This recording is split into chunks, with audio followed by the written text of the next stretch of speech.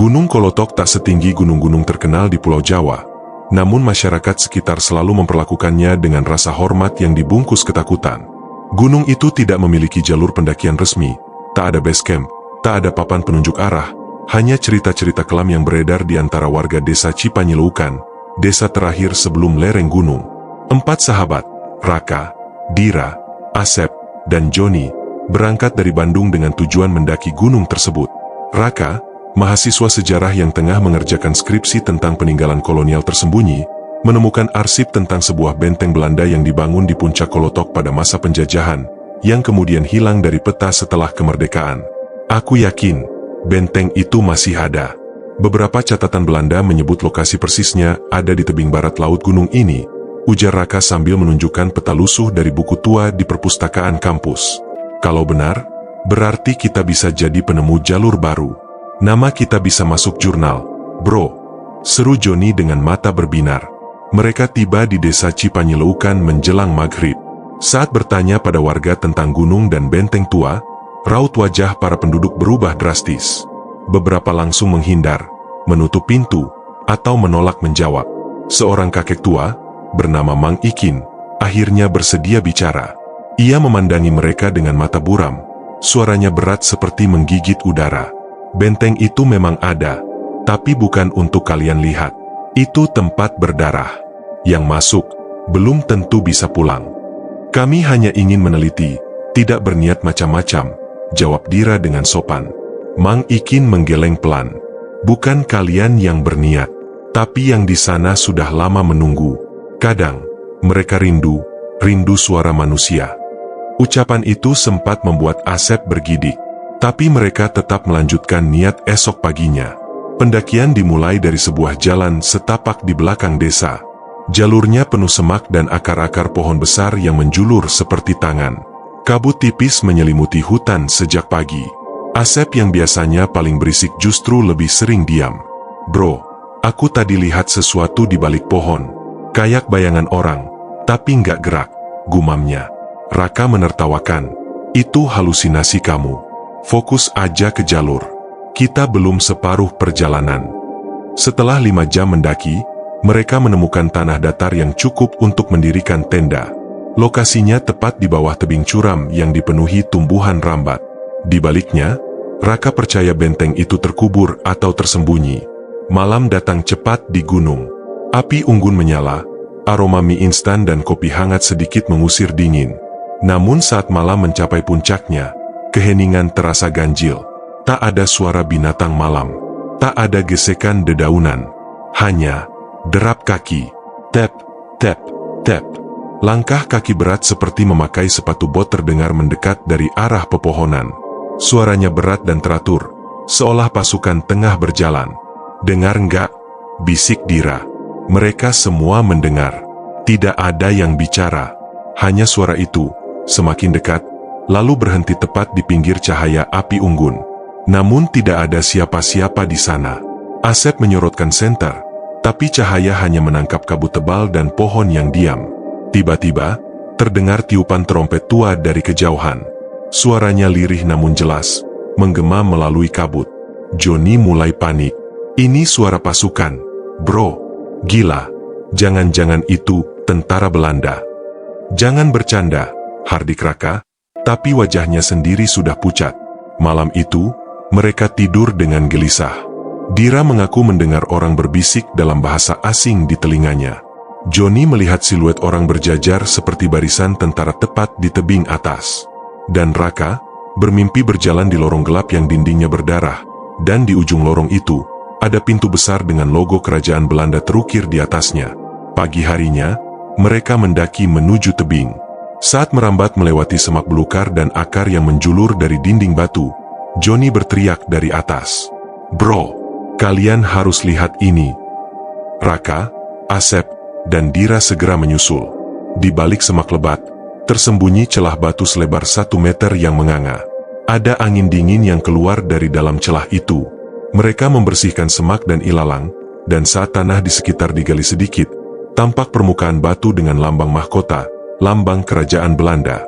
Ini dia, ini bentengnya, seru Raka dengan mata tak berkedip. Namun saat mereka berdiri menatap mulut gua yang baru mereka temukan, sesuatu terasa salah. Angin yang keluar dari dalam tak sekadar dingin, ia seperti berbisik, "Laat miniat alen. Jangan tinggalkan aku sendirian." Raka menoleh. Siapa yang bicara barusan? Tidak ada yang menjawab. Karena mereka semua mendengar suara itu di dalam kepala mereka masing-masing. Dan untuk pertama kalinya sejak berangkat, tak ada satupun dari mereka yang merasa berani melangkah lebih jauh. Mulut gua yang mereka temukan di balik tebing kolotok berdiri membisu, seolah menanti untuk kembali hidup setelah sekian puluh tahun tertutup alam. Kabut belum juga lenyap, meskipun matahari sudah tinggi. Angin yang keluar dari dalam celah batu menghembuskan aroma besi karatan dan tanah basah yang tak dikenali. "Serius mau masuk ke situ?" tanya Asep, ragu-ragu sambil melirik Dira. "Kita cuma lihat sebentar. Kalau terlalu berbahaya, kita balik," jawab Raka, meski sorot matanya memperlihatkan obsesi lebih dari sekadar penasaran. Mereka menyalakan senter dan merangkap perlahan ke dalam celah sempit itu. Setelah sekitar 5 meter, lorong membesar. Mereka kini berdiri di dalam koridor tua yang dindingnya dari batu kapur. Lumut dan jamur menjalar seperti urat nadi, mengisi ruang sunyi dengan aroma membusuk. Lantai batu terasa dingin, dan beberapa bagian tampak basah oleh rembesan air tanah. "Ini bukan gua biasa," gumam Dira. Di dinding sebelah kiri, tampak ukiran lambang singa Belanda, nyaris pudar, namun masih bisa dikenali. Di bawahnya, tertera tahun 1912. Raka menyentuhnya dengan hati-hati. "Ini benteng itu, kita benar-benar menemukannya." Namun ketika mereka melangkah lebih dalam, perasaan ganjil mulai menyelimuti. Joni yang semula paling semangat, mulai diam. Ia terus menoleh ke belakang seolah merasa diikuti. "Kalian gak ngerasa ruangan ini makin panjang?" bisik Asep. "Tadi masuk cuma beberapa meter, tapi sekarang udah sejauh ini." Tak ada yang menjawab. Mereka tahu betul, ruangan itu tak wajar. Seolah memperpanjang dirinya setiap langkah. Akhirnya, mereka sampai di sebuah pintu baja yang sudah berkarat parah. Raka mendorongnya perlahan, dan engsel pintu mengeluarkan erangan logam yang nyaring, menggema di lorong panjang. Di balik pintu itu, terbentang ruang bawah tanah yang sangat luas. Langit-langitnya tinggi, dipenuhi besi tua dan paku-paku raksasa yang menggantung tak tentu arah. Di tengah ruangan, berdiri sebuah kursi besi dengan ikatan di tangan dan kaki, mirip kursi listrik eksekusi. Di sekelilingnya, peralatan medis tua berserakan, gunting, tang, selang, dan pisau-pisau kecil yang berkarat. "Apa ini? Rumah sakit?" tanya Dira ngeri. Raka menggeleng pelan. "Ini tempat interogasi atau penyiksaan." Mereka menyisir sisi ruangan. Joni menemukan sebuah laci tua yang masih bisa dibuka. Di dalamnya, ada tumpukan kertas dengan tinta luntur, tapi beberapa kata masih terbaca. "Eksperimen subjek 43, tidak merespon injeksi. Dilanjutkan ke subjek 44. Seketika itu juga, suara seperti desahan panjang terdengar dari pojok ruangan. Senter mereka serempak diarahkan ke sana, namun hanya mendapati dinding kosong. Namun Joni mulai gemetar. Gue dengar suara orang nangis. Dekat banget. Di telinga gue." Asep menepuk pundaknya, tapi Joni seperti tak menyadari sentuhan itu. "Ada yang ngomong bahasa aneh, tapi gue ngerti." Joni lalu menggumam pelan dalam bahasa asing yang tak mereka mengerti. Matanya menerawang kosong, dan dari hidungnya mulai mengalir darah segar. Tubuhnya menggigil seperti diserang demam tinggi. "Joni, hei!" Raka memegang bahunya. Namun tiba-tiba, Joni tersungkur dan mulai kejang-kejang.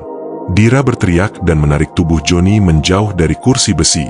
Namun saat tubuh Joni jatuh ke lantai, sesuatu mencengkeram pergelangan kakinya. Tangan pucat dari bawah lantai batu, muncul sekejap lalu menghilang.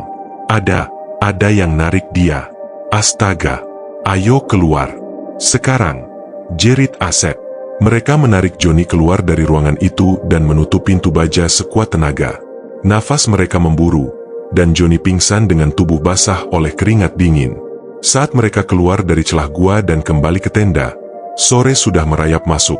Langit tampak kelabu, dan suasana hutan lebih sepi dari biasanya. Johnny tetap tak sadarkan diri. Dira mengompres keningnya, sementara Raka berusaha menenangkan diri dengan membaca ulang catatan yang ia temukan. Eksperimen subjek ini bukan benteng militer biasa. Mereka nyoba sesuatu yang melibatkan manusia, gumam Raka. Kayak percobaan, tanya Asep. Raka mengangguk. Mungkin mereka ingin bikin pasukan yang kebal, atau tahan sakit. Tapi gagal, dan mereka dikurung di bawah. Tiba-tiba, tenda mereka terguncang. Urak. Sesuatu mengoyak sisi tenda, membuat kainnya robek. Mereka segera keluar dengan senter. Tak ada angin, tak ada suara. Tapi di tanah, ada bekas telapak kaki besar, dalam, seolah diinjak dengan sepatu besi berat. Dan di batang pohon di dekatnya, tercoret dengan darah kering. Kembali atau jadi bagian dari kami. Dira menangis pelan, menggenggam tangan Johnny yang belum sadar. Sementara Asep terus menatap ke arah lorong masuk benteng yang mulai gelap kembali. Raka hanya bisa berdiri terpaku, senter di tangannya gemetar. Mereka menyadari satu hal, benteng itu belum mati, dan sesuatu di dalam sana telah bangun. Johnny masih belum sadar bahkan hingga pagi menjelang. Nafasnya berat dan tersengal, tubuhnya kadang-kadang menggigil tanpa sebab. Suhu tubuhnya naik turun, seperti demam tinggi yang tak bisa dijelaskan. Raka dan Dira berdebat apakah mereka harus kembali turun, tapi Asep bersikeras. Kalau kita bawa Johnny lewat hutan kayak gini, malah bisa lebih bahaya. Dira duduk diam sambil menggenggam buku lusuh berbahasa Belanda yang mereka temukan di dalam benteng. Raka telah menerjemahkan sebagian kecilnya malam sebelumnya. Buku itu bukan sembarang catatan militer, tetapi semacam jurnal eksperimen. Ada catatan aneh tentang sebuah proyek bernama Operatie Ewigheid, Operasi Keabadian. Subjek 12 menunjukkan perubahan pada struktur sel otot setelah disuntikan serum E. Namun, efeknya menyebabkan kelainan perilaku ekstrim, cenderung menyerang siapapun yang ada di sekitarnya. Penahanan diperlukan. Ini bukan eksperimen militer biasa, kata Raka. Mereka mencoba membuat manusia yang tidak bisa mati. Kayak zombie, gumam Asep. Raka menatap kosong ke jurang di bawah perkemahan. Mungkin lebih buruk dari itu. Saat siang menjelang, Johnny mulai sadar, tapi bukan dengan kesadaran yang utuh. Ia duduk sambil memegang kepala, bibirnya bergerak-gerak tanpa suara, matanya merah dan cekung. Ia menatap Raka dan bertanya dengan suara serak, "Kita di mana?" "Di gunung, John. Kamu pingsan semalam. Ada yang aneh terjadi waktu kita di ruang penyiksaan itu," jawab Raka pelan. Johnny menatap lurus ke tenda. "Aku lihat mereka." "Siapa?" "Mereka yang diikat, yang disiksa. Mereka masih di sana. Tapi mereka sadar. Mereka bisa merasakan. Mereka minta tolong, tapi bukan untuk dibebaskan." Ia menatap Raka tajam. "Mereka minta teman." Malam harinya, Dira menghilang. Tenda kosong. Senter dan jaketnya tertinggal. Sepatu pun masih ada. Tapi tidak ada jejak langkah keluar dari perkemahan. Hanya aroma besi yang tajam dan hawa dingin yang tak biasa. "Aku cari ke arah tebing. Kalian sisir ke arah jalur kita masuk," teriak Raka. Asep dan Johnny menyusuri semak dan ilalang dengan panik. Johnny semakin sering bicara sendiri, seperti mendengar suara yang tidak ada. Asep mulai takut, bukan pada apa yang mereka cari, tapi pada teman yang mencarinya bersamanya. Raka menemukan sebuah celah kecil yang berbeda dari pintu utama benteng. Seolah-olah tebing membuka dirinya sedikit lebih lebar untuk mempersilakan masuk. Tanpa berpikir panjang, ia menyelinap ke dalam. Lorong ini lebih sempit dan lebih lembab. Ia menuruni tangga batu yang berderak setiap kali diinjak. Cahaya senter hanya menyorot kabut tipis dan percikan air yang menetes dari atap gua. Di ujung lorong, ia menemukan ruangan batu dengan dinding penuh coretan darah. Bukan gambar, tulisan. Dalam bahasa Belanda, terpahat kalimat berulang. "Laat mij leven. Laat mij leven. Laat mij leven." Biarkan aku hidup. Biarkan aku hidup. Biarkan aku hidup. Di tengah ruangan, Dira berdiri membelakangi Raka. Tubuhnya gemetar, tangan menggenggam sesuatu. Saat Raka mendekat, ia melihat bahwa Dira tengah mencakar-cakar dinding dengan kuku sendiri, menuliskan kalimat yang sama. Dira. Raka menarik tubuhnya. Kuku Dira patah, darah mengalir dari ujung jarinya, tapi wajahnya tak menunjukkan rasa sakit. Aku nggak bisa berhenti. Mereka maksa aku nulis, mereka minta dikenang. Tiba-tiba suara langkah kaki bergema di lorong belakang mereka. Bukan satu, puluhan. Suara bot logam berderap, semakin keras. Tap, tap, tap, tap. Raka menyorotkan senter, dan samar-samar, ia melihat barisan siluet manusia berjalan pelan di lorong. Tubuh mereka rusak, wajah terkelupas, beberapa masih membawa atribut tentara tua. Mundur, kita harus keluar dari sini. Raka menyeret Dira dan berlari kembali ke celah masuk. Saat mereka sampai di mulut lorong, tanah berguncang ringan dan suara dari dalam benteng terdengar lagi. Bukan teriakan, bukan isakan. Tertawa, pelan, menyeramkan. Mereka kembali ke perkemahan dalam keadaan panik. Tapi yang mereka temukan membuat darah mereka beku. Asep duduk di depan tenda. Diam. Di hadapannya, Joni berdiri sambil memegang batu besar yang berlumuran darah. Tubuh Asep sudah tak bernyawa. Rahangnya patah. Matanya terbuka lebar penuh ketakutan. Joni menatap Raka dan Dira, lalu tersenyum. Senyum lelah dan sedih. Aku harus.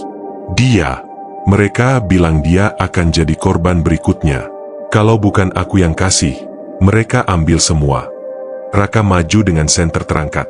Apa maksudmu, John? Siapa mereka? Joni mengangkat tangannya, menunjuk ke arah benteng. Mereka yang masih hidup, yang tak bisa mati. Dan mereka lapar. Tiba-tiba Joni berteriak dan mencengkeram kepalanya. Ia meronta, jatuh ke tanah dan mulai kejang seperti malam sebelumnya. Tapi kali ini, dari mulutnya keluar cairan hitam, pekat seperti oli mesin. Tubuhnya melengkung, dan dari balik tenggorokannya terdengar suara lain, bukan suaranya sendiri. Kami belum selesai. Masih ada yang harus kembali. Malam itu, Dira dan Raka mengunci diri dalam tenda, berjaga bergantian. Di luar, suara-suara terus menggema, langkah kaki, tiupan trompet tua, dan suara teriakan dalam bahasa Belanda yang terdengar seolah berasal dari dunia lain. Joni menghilang ke dalam hutan, tubuhnya melangkah tanpa arah, seolah ditarik oleh suara-suara yang hanya bisa ia dengar. Dan benteng itu tetap diam, namun tidak mati. Ia menunggu, dan pintu-pintunya belum tertutup, karena eksperimen itu belum selesai. Langit di atas Gunung Kolotok menghitam lebih cepat dari biasanya. Awan gelap menebal tanpa suara, dan suhu turun drastis, seolah alam pun tak mau menjadi saksi atas apa yang terjadi di puncak itu. Raka dan Dira duduk bersandar di dinding tenda, kelelahan dan ketakutan. Tubuh Asep yang telah membiru mereka kubur seadanya tak jauh dari lokasi perkemahan. Meski mereka tahu, mayat itu tak akan tenang di tanah yang dikutuk. Joni hilang. Ia berjalan ke arah benteng sambil tertawa, sesekali menangis, lalu tertawa lagi. Tatapannya kosong, tapi tubuhnya digerakkan sesuatu yang bukan dirinya. Aku harus turun gunung, ucap Dira pelan. Raka menatap kosong ke api kecil yang nyaris padam. Kalau kita turun sekarang, dengan kondisi begini, kita akan mati di jalan. Lalu kita nunggu sampai apa? Sampai kita juga kayak Joni? Atau jadi teman buat makhluk-makhluk di benteng itu? Raka tak menjawab. Namun jauh di dalam hatinya, ia tahu, jawaban itu sudah ditentukan. Mereka harus masuk ke dalam benteng, dan mengakhiri semuanya. Pagi hari, Raka dan Dira mempersiapkan bekal seadanya. Mereka membawa senter, korek api, beberapa botol air, dan catatan dari jurnal militer yang semalam mereka baca ulang. Di halaman terakhir, tertulis, ruang pusat, lokasi serum disimpan. Hanya Kapten M yang punya kunci. Jika serum dimusnahkan, maka eksperimen berhenti. Tapi tak satu pun boleh masuk kecuali jika mereka mengizinkan. Serum itu mungkin sumber semuanya. Kalau kita bisa hancurkan, mungkin kutukan ini berhenti, kata Raka. Dira mengangguk meski ragu. Dan kalau mereka nggak izinkan kita masuk, kita pastikan kita nggak mati sia-sia. Benteng itu kini terlihat berbeda. Saat mereka masuk kembali melalui lorong utama, dindingnya tampak berdenyut halus, seperti daging hidup. Bau logam dan darah menyengat tajam. Lorong yang dulu kaku dan batu kini terasa hangat, seolah menghembuskan napas. Dira terdiam di depan salah satu dinding. Rak, ini bukan benteng lagi. Ini tubuh. Raka tak menjawab. Ia menyadari bahwa mereka sekarang berada dalam makhluk hidup, bukan hanya bangunan mati. Eksperimen itu, eksperimen keabadian berhasil, tapi bukan seperti yang diharapkan. Benteng telah menjadi organisme hidup, dan penghuninya, pasukan eksperimen gagal, adalah sel-sel penjaganya. Tiba-tiba dari belakang mereka, suara langkah berat terdengar. Tump, tump, tump. Mereka membalikan badan, dan di ujung lorong, tampak sosok mengerikan berjalan pelan. Tinggi hampir 2 meter, tubuhnya dibalut seragam militer Belanda yang koyak. Wajahnya tanpa mata, hanya rongga kosong yang meneteskan cairan hitam. Tangannya menggenggam senapan karatan, dan di dadanya, tergantung lencana perak bertuliskan, Kapten M. Kapten, bisik Raka. Itu dia. Makhluk itu berhenti beberapa meter dari mereka. Tak bergerak, hanya menatap dengan lubang matanya. Raka menyorotkan senter ke dada sosok itu. Di balik kain seragam lusuh, tergantung sebuah kunci besi kecil. Dia punya kuncinya. Kita butuh itu, bisik Dira. Gue alihkan. Kamu ambil kuncinya. Sebelum Dira sempat protes, Raka melemparkan batu ke sisi kiri lorong dan berteriak, "Hei, sini kau monster kampret." Sosok itu bergerak, mengejar Raka dengan langkah menyeret. Dira berlari secepat mungkin mendekati tubuh busuk itu, dan dengan napas tercekat, ia meraih kunci dari dada makhluk tersebut. Tapi saat tangannya menyentuh kunci, makhluk itu menoleh kilat, dan membuka mulutnya. Suara raungan nyaring keluar, seperti paduan suara jeritan ratusan orang. Dira terdorong ke belakang oleh kekuatan gaib, terlempar ke dinding. Namun kunci itu telah berada di tangannya. Raka segera menarik Dira dan mereka berlari ke dalam lorong kanan yang tertera tulisan tua. Zaal van de Waarheid, ruang kebenaran. Pintu besi tua berdiri di ujungnya. Raka memasukkan kunci, dan pintu itu terbuka dengan suara logam parau.